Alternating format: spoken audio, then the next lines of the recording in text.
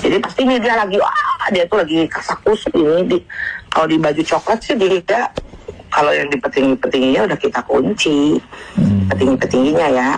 Yang tapi bocornya justru yang dir-dirnya ini lah, yang bintang-bintang 1 atau ya yang begitu-begituannya lah. Cuma yang penting mah kita udah masukin. Pihak Nikita Mirzani resmi melaporkan dugaan suap yang dilakukan pihak Reza Gladys kepada hakim dan jaksa penuntut umum. Hal ini merupakan tindak lanjut dari saran Hakim Pengadilan Negeri Jakarta Selatan pada sidang kasus dugaan pengancaman dan pemerasan yang melibatkan Nikita Mirzani sebagai terdakwa. Di momen itu, Hakim menyarankan agar Nikita Mirzani melaporkan bukti rekaman ke pihak berwenang. Itu kenapa Hakim tidak memberikan izin memperdengarkan bukti rekaman di ruang pengadilan. Nikita menduga, rekaman suara itu adalah bukti adanya dugaan penyuapan yang dilakukan pihak Reza Gladys kepada Hakim dan JPU, supaya mengkondisikan sidang kasus dugaan TPPU yang menjeratnya. Bukti laporan diunggah pihak Nikita Mirzani di Instagram. Tertera di sana bahwa laporan dilayangkan ke KPK. Menanggapi hal tersebut, ditemui di sela-sela kesibukannya, praktisi hukum yang juga menjabat sebagai Sekretaris Pergerakan Seluruh Advokat Indonesia, Persadi DKI Jakarta, Iskandar Halimunte, kepada Cek Kabar Online, memberikan pendapat hukumnya terkait Nikita Mirzani laporkan dugaan suap ke KPK usai ditolak putar rekaman di persidangan. Oke, baik. Salam hormat rekan-rekan media. Saya sebagai praktisi hukum yang juga sebagai kuasa hukum Dr. Rasman di Pengadilan Negeri Jakarta Utara, saya sebenarnya miris ya melihat kejadian di Pengadilan Negeri Jakarta Selatan, sidangnya Nikita Mirzani, yang ternyata juga ada kegaduhan di sana, ya, yang mana seorang NM meminta agar barang bukti atau berupa flash disk ataupun rekaman itu minta akan diputar di persidangan. Akan tetapi jaksa penuntut umum dan majelis hakim tidak berkenan dan menolaknya, sehingga terjadilah keributan ya, yang mana saudari NM itu berteriak dan dia tidak mau menggunakan rompi dan tidak mau juga dipasang gari ya sama jaksa. Nah, sebenarnya kita melihat nanti ketika saudari NM itu memberikan keterangan terdakwa atau saksi yang meringankan, baik ahli yang meringankan dari pihak terdakwa yaitu saudari NM, sebaiknya di sanalah nanti dimohonkan kepada majelis hakim untuk membuktikan bahwa ada bukti-bukti yang menguatkan bahwa ini adalah dugaan kriminalisasi yang dilakukan oleh penegak hukum kepada saudari NM. Namun, saya melihatnya itu masih saksi dari pihak jaksa penuntut umum. Jadi nanti kalau dipaksakan juga akan diputar bukti dari Nikita Mirzani, itu akan membuat buyar pemikiran hakim. Jadi saksi-saksi yang dihadirkan biarlah habis semua dulu, dihadirkan oleh jaksa penuntut umum. Nanti ada hak daripada terdakwa, ya, karena terdakwa itu salah satu alat bukti juga ketika memberikan keterangan di persidangan. Dan kemudian terdakwa bukan hanya menyampaikan secara lisan saja di pengadilan, tapi nanti ada bukti-bukti petunjuk lain, ya, flash disk itu petunjuk, rekaman itu petunjuk di KUHAP, ya, 184 KUHAP. Dan kemudian nanti ada tertulis seperti bahwa ada perjanjian misalnya, kemudian ada kwitansi yang mana itu adalah endorse ataupun yang harus dibayar sesuai dengan perjanjian oleh pelapor yaitu Dr. Reza. Nah, itu merupakan perbuatan perdata, bukan lagi merupakan pidana, dikarenakan ternyata ada kesepakatan sehingga mengalirlah dana sebesar 4 miliar kalau nggak salah ya. Nah, artinya uang 4 miliar itu kalau penyuapan itu biasanya tidak pakai nomor rekening, ya kan? Kita tahu pemerasan ya, pemerasan biasanya langsung diserahkan. Ini loh kalau pemerasan itu. Dia tidak mau memberikan rekeningnya, tapi ini saya melihat ini ada nomor rekening dan ditransfer. Berarti ada kesepakatan antara pihak pelapor dengan terdakwa. Jadi kepada saudari Nikita Mirzani, bersabarlah, nanti buka pada saat jadwal dia sebagai terdakwa dan kemudian ada saksi-saksi yang meringankan. Saya yakin seperti siapa namanya asistennya itu? Mail kan awalnya dia yang berdiskusi atau berbicara dengan Reza, iya kan? Nah nanti dia buka, Mail kan akan menjadi saksi di kasusnya Nikita. Jadi nanti memberikan keterangan pada saat nanti jadwalnya dia sebagai terdakwa. Kita sedikit ya soal revisi itu hal biasa ya Bang. Hakim menolak video karena bukan waktunya ya. Bukan waktunya. Jadi nggak ada masalah ya. Nggak ada masalah. Memang benar dari prosedurnya. Iya. Oke. Tapi pertanyaannya lagi Bang, saksi dari Nikita Mirzani itu dokter, kemarin juga dia dokter, ahli dalam skincare. Kita bicara skincare. Dalam pertanyaan antara JPU sama saksi fakta saat debat atau saat menjelaskan itu kok dipotong, gimana Bang kalau kata dipotong saat dia menerangkan fakta bahwa Saksi dari siapa? dari kalau nggak salah Dari JPU? JPU. Oh begitu. Ya saya pikir saksi yang dihadirkan oleh JPU harus legowo mendengarkan semua keterangan itu, nggak boleh dia membantah atau memotong.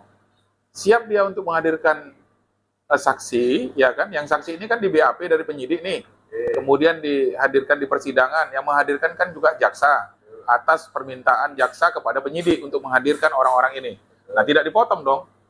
Kita kan dalam tanda kutip bisa saja orang ketika memberikan BAP di penyidik, ya kan, diduga diintervensi atau dibujuk rayu, ya kan, sehingga dia melakukan ini atau tidak membaca BAP yang terakhir sehingga disuruh tanda tangan saja. Nah dia akan menceritakan yang sebenarnya di persidangan, tapi jaksa kalau memotong ini sebenarnya pelanggaran yang dilakukan jaksa penuntut umum, ya kan? Jadi boleh saja, artinya saudari Nikita sebagai terdakwa kalau keberatan tentang itu boleh ada bisa melaporkan kepada pihak komisi kejaksaan atau kejaksaan pengawas kejaksaan, gitu. Ada jalurnya begitu. Jadi intinya saksi dari JPU dijelaskan tapi dipotongnya juga ada tanya jawab ya Bang. Maksudnya pertanyaannya kenapa? Karena kan itu juga dia menjalankan sesuai BAP yang dilakukan itu ya Bang. Iya. Iya, makanya saya katakan BAP itu juga kan bisa dibantah. BAP juga bisa dicabut apabila memang terjadi intervensi pada saat di BAP di kepolisian atau di bujuk rayu. Ada dijanjikan sesuatu. Nah, misalnya dugaannya begini. Saudara buat BAP seperti inilah diatur oleh seseorang. Saya tidak menuduh itu bahwa pelapor ataupun siapapun, ya. Diatur oleh BAP dan itu sering saya hadapi begitu. Ketika di persidangan, akhirnya dia cabut BAP-nya. Izin yang mulia, fakta yang sebenarnya seperti ini, bukan seperti itu. Saya cabut BAP saya yang itu. Sehingga benar-benar fakta di persidangan itulah yang akan dicatat majelis hakim. Karena bisa saja orang di BAP di penyidik itu belum disumpah, tapi ketika di pengadilan, ya kan, disumpah dan dia takut kepada Allah, kepada Tuhan yang menciptakan dia. Nah, sehingga dia buka yang sebenarnya. Barangkali itu. Lanjut Bang, karena juga pertanyaannya memuatkan seorang JPU dalam proses pertanyaan dalam ruang persidangan, namun juga di posisi yang lain kita Mirzani juga ada indikasi pemaksaan untuk memakaikan sebuah rompi atau sebuah baju atau sebuah itulah itu kan jadi Bang, apalagi sambil memvideo-videokan saat di ruang persidangan, padahal itu media banyak loh Bang. Ya saya mengkritik keras kepada JPU, ya. Saya tidak melihat ada, ya, apa sih dasarnya orang harus dikasih rompi? Di KUHP tidak ada, ya kan? Kitab Undang-Undang Hukum Acara Pidana itu tidak ada terdakwa itu harus dipasangkan rompi. Nah, tapi ada sebagian mengatakan itu membuat malu dan efek jerah.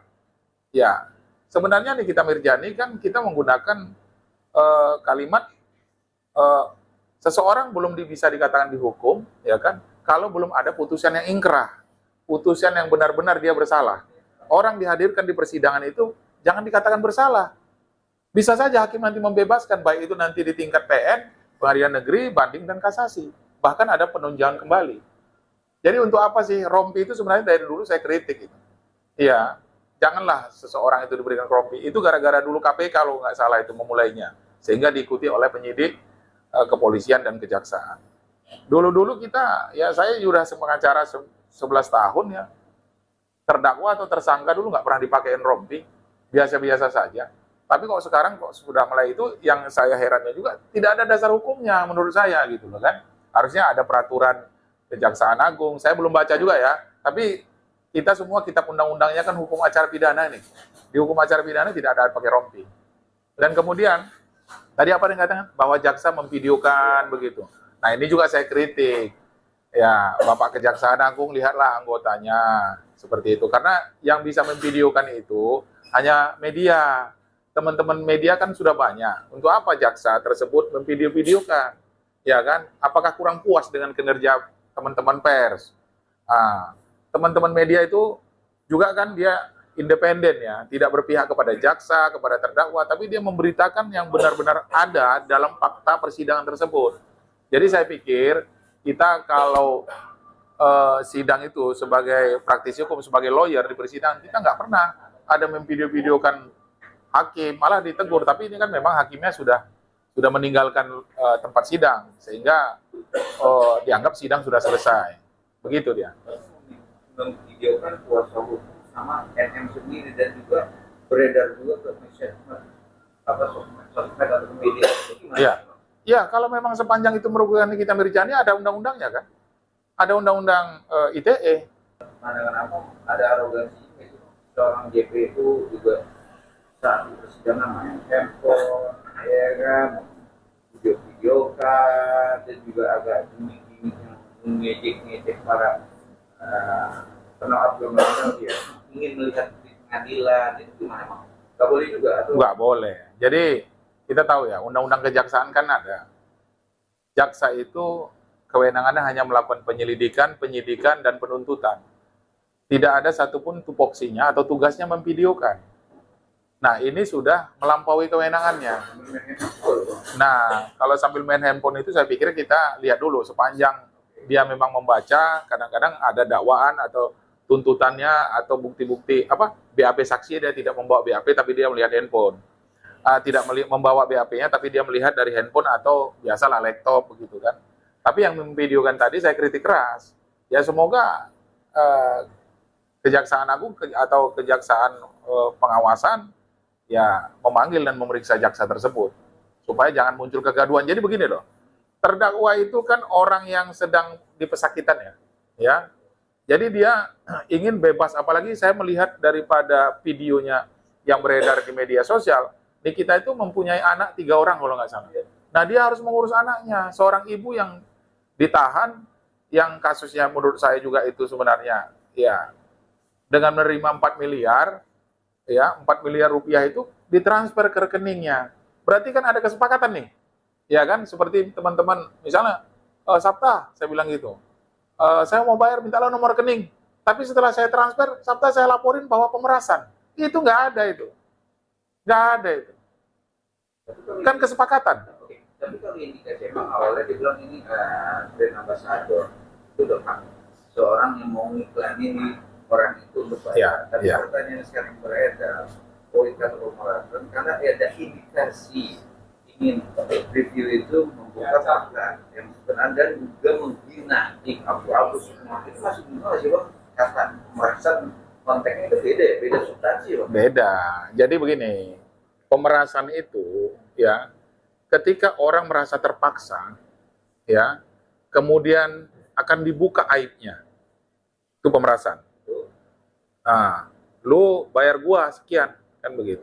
Dan kemudian itu biasanya tidak menggunakan nomor rekening. Ya. Kemudian pemerasan itu biasanya ketika orang melakukan tindak pidana pemerasan itu tertangkap tangan. Ya.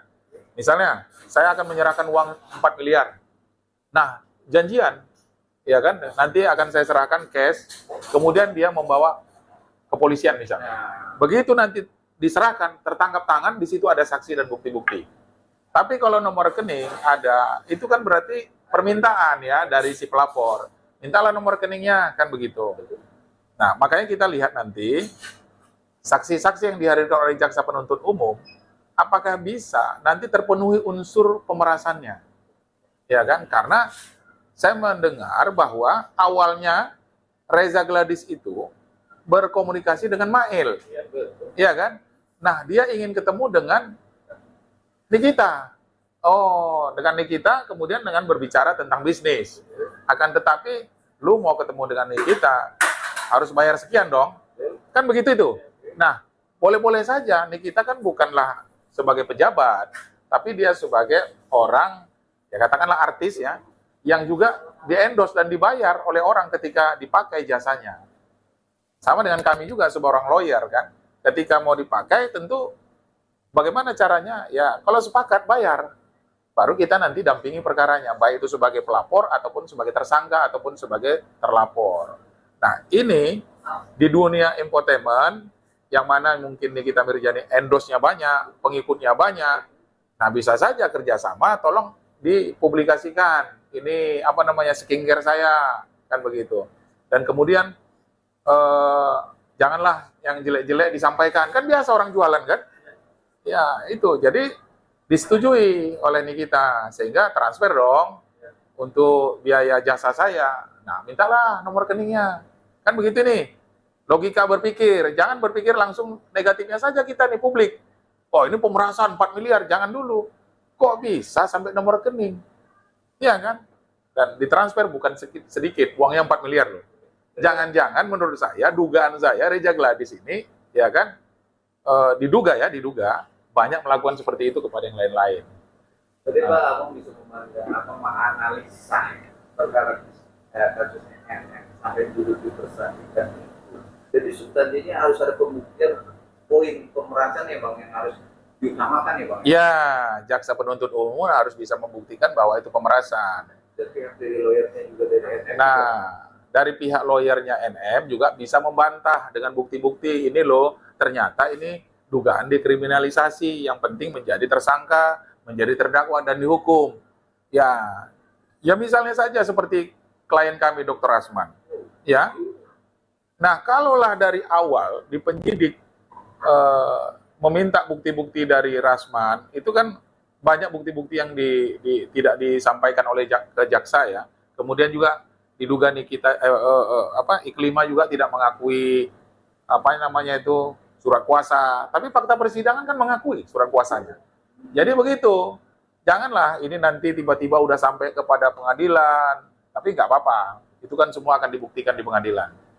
Begitu. Jadi kepada saudari NM dan berikut kuasa hukumnya, bukalah nanti ketika sesuai dengan jadwalnya dia sebagai memberikan keterangan sebagai terdakwa dan kemudian saksi-saksi yang meringankan, sehingga jelas perkara ini terang bahwa tidak ada unsur tindak pidana pemerasannya. Begitu. Sedikit Bang, karena kan juga perkara ini masih banyak berpandangan bahwa ya Bang juga bisa menganalisa dengan bahasa hukumnya bahwa ini ada pemerasan atau tidak. Tapi juga ada indikasi kejanggalan dengan proses hukum yang kita Mirzani, penegak hukum mensalahgunakan pasal, dan akhirnya pihak dari NM sendiri membuat surat ke KPK, ada indikasi-indikasi korupsi ini berjalan dengan prosedur. Ya. Nah, Bang lihatnya gimana? Ya, oke. Ya, saya pikir kalau ada kecurigaan-kecurigaan yang didapatkan oleh saudari NM dan kuasa hukumnya, ya kita sudah benar yang diambil langkah-langkah oleh Nikita itu melaporkan kepada penegak hukum, yaitu Komisi Pemberantasan Korupsi. Nah, bisa saja ada dugaan di sana penyuapan atau gratifikasi, memberikan sejumlah uang atau janji-janji. Nah, tentu itu nanti dibuktikan di Komisi Pemberantasan Korupsi. Nah, apalagi saudari NM sudah buat laporan pengaduannya. Nah, artinya nanti pihak KPK juga menelusurin itu, memanggil para pihak, baik itu korban atau siapa yang mengetahui tentang dugaan gratifikasi yang dilakukan oleh siapapun, apalagi oleh misalnya pelapor dalam perkara ini, ya semua harus diperiksa. Dan mungkin rekaman-rekaman kan banyak beredar tuh. Siapa yang mengetahui tentang dugaan gratifikasi yang dilakukan oleh siapapun, apalagi oleh misalnya pelapor dalam perkara ini, ya semua harus diperiksa. Dan mungkin rekaman-rekaman kan banyak beredar tuh. Ya bisa saja itu kan, memang sekarang KPK kan harus minta izin kepada pengadilan untuk melakukan penyadapan. Ya silakan aja disadap. Nah, kalau misalnya memang terbukti, ya secepatnya supaya masyarakat tidak bertanya-tanya. Kenapa yang jelas ini adalah jasa daripada NM, tapi dijadikan kasus atau pasal pemerasan. Padahal ada pengaturan, baik itu dari pihak siapapun, kemudian ada oknum jaksa yang menerima, atau oknum kepolisian yang menerima, bahkan sampai oknum hakim, ini diperiksa semua.